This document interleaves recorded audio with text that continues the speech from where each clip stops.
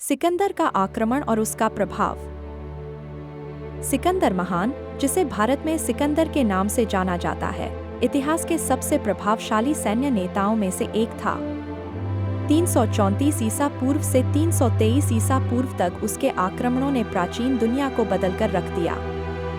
326 ईसा पूर्व में उसका भारत पर आक्रमण विशेष रूप से महत्वपूर्ण था, जिसने उपमहाद्वीप में राजनीतिक, सांस्कृतिक और सैन्य प्रभाव डाला।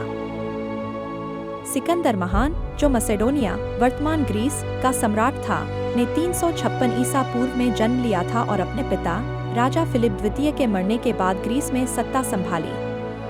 वह अपनी सैन्य विजय के लिए प्रसिद्ध हुआ, जिसने फारसी साम्राज्य, मिस्र और अंततः भारत को भी अपने कब्जे में कर लिया।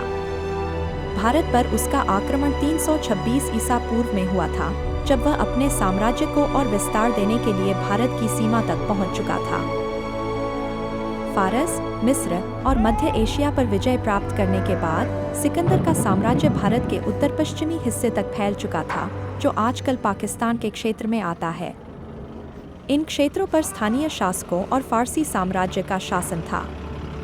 सिकंदर का उद्देश्य केवल अपने साम्राज्य का विस्तार करना नहीं था, बल्कि ग्रीक संस्कृति को फैलाना और एक ऐसा साम्राज्य स्थापित करना था जो पूरब और पश्चिम को जोड़ सके। सिकंदर के भारतीय अभियान का सबसे प्रसिद्ध युद्ध हाइडेस्पस नदी, जो आजकल पाकिस्तान में स्थित झेलम नदी के नाम से जानी जाती है, के किनारे हुआ था, जहां उनका सामना राजा पोरस पुरु से हुआ। यह युद्ध उसकी जिंदगी का एक महत्वपूर्ण सैन्य संघर्ष था। राजा पोरस एक शक्तिशाली शासक था, जिसके पास हाथी सहित एक बड़ी सेना थी, जो सिकंदर की सेना के लिए एक गंभीर चुनौती थी। सिकंदर की सेना घोड़े और पैदल सेना की फ्लैंक्स का उपयोग करती थी, लेकिन युद्ध में हाथियों का उपयोग भारतीय सेना के लिए महत्वपूर्ण था। रणनीति और युद्ध कला। पोरस की सेना को सिकंदर ने अपनी रणनीतिक क्षमता का उपयोग कर हराया। उसने नदी को पार करने के बाद पोरस के पास से आक्रमण किया, जिससे वह चकित हो गया। इस रणनीति ने पोरस को कमजोर कर दिया और सिकंदर ने उसे पराजित कर लिया। युद्ध का परिणाम। सिकंदर ने युद्ध में विजय प्राप्त की, लेकिन युद्ध काफी कठिन था। पोरस को पकड़ लिया गया, लेकिन सिकंदर ने उसकी वीरता को सराहा और उसे फिर से उसका राज्य सौंप दिया, जिससे सिकंदर ने एक कूटनीतिक समझौता किया। यह नीति, जिसमें सिकंदर ने स्थानीय शासकों को अपने साम्राज्य का हिस्सा बना लिया, उसकी सैन्य दृष्टिकोण का हिस्सा थी। हालांकि इस युद्ध और अभियान के बाद सिकंदर की सेना में थकान गई और सैनिक अपने घर लौटने के लिए व्याकुल हो गए। इसके परिणामस्वरूप सिकंदर के सैनिकों ने बीस नदी, जो आजकल पंजाब के क्षेत्र में स्थित है, पर आगे बढ़ने से इनकार कर दिया। इसके साथ ही सिकंदर का भारत में आगे बढ़ने का अभियान समाप्त हो गया। हालांकि सिकंदर का भारत में शासन संक्षिप्त था, लेकिन उसके आक्रमण का उपमहाद्वीप पर दीर्घकालिक प्रभाव पड़ा। यह प्रभाव कई प्रमुख क्षेत्रों में देखा गया।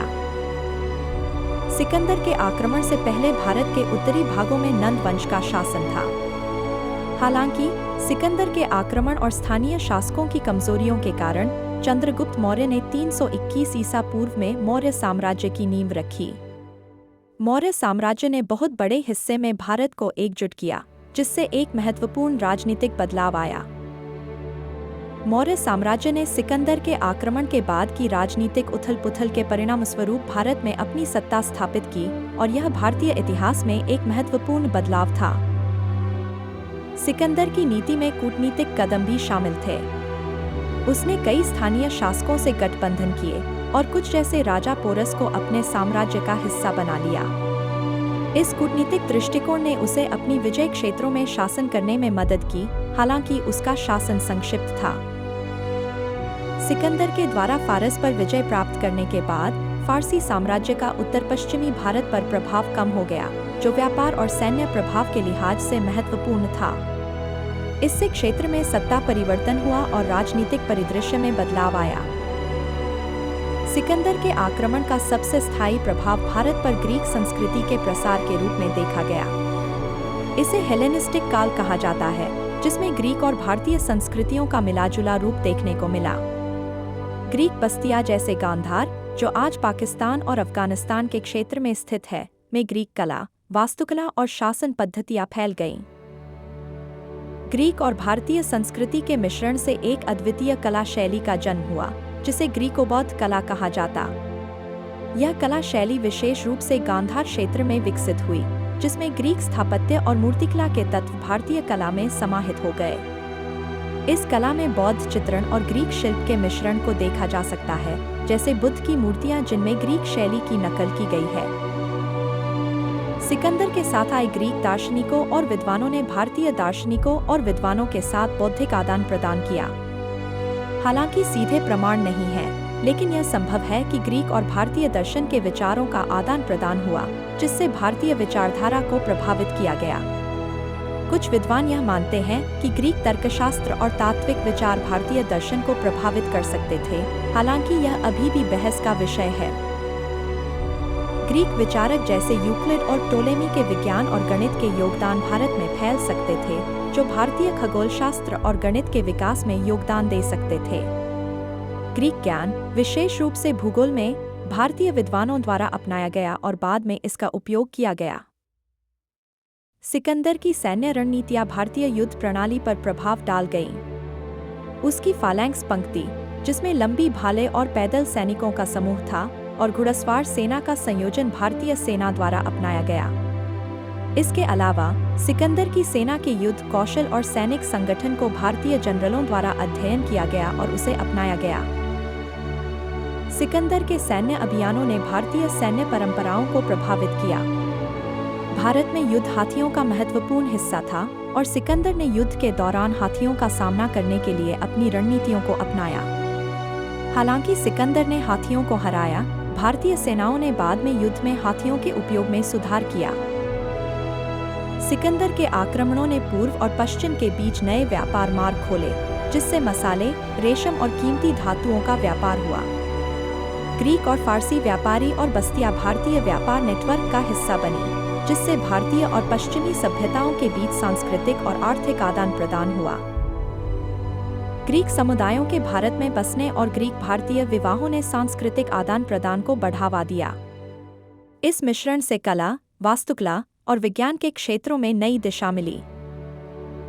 हालांकि सिकंदर का आक्रमण भारत में संक्षिप्त था, लेकिन इसका प्रभाव गहरी छाप छोड़ गया। उसका सैन्य अभियान भले ही समाप्त हो गया, लेकिन उसने ग्रीक और भारतीय संस्कृतियों का मिश्रण किया, विशेष रूप से ग्रीको बौद्ध कला के रूप में। मौर्य साम्राज्य का उदय भी सिकंदर के आक्रमण के बाद की राजनीतिक उथल-पुथल का परिणाम था।